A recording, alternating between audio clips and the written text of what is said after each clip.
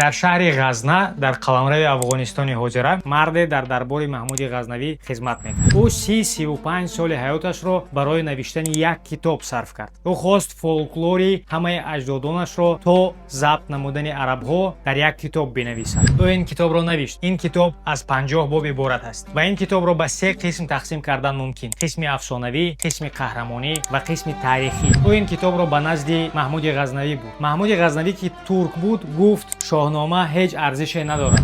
ҳаким абулқосими фирдавсӣ 35 соли ҳаёташро барои навиштани ин китоб сарф кард. ба қадраш расиданд? Не. ӯ ба Тус баргашт ва як нимча муллое нагузошт ки ӯро дар гӯлистони зодгоҳаш дафн кунанд. абулқосим фирдавсиро дар боғи худаш дафн карданд. паяфкандам аз назм кохи баланд, ки аз боду борон наёбад газанд. аз ин нома бас умрҳо бигзарад, бихонад ҳар он кас ки дорад хирад. басе ранҷ бурдам дар ин солсӣ, аҷам зинда кардам бадин порсӣ.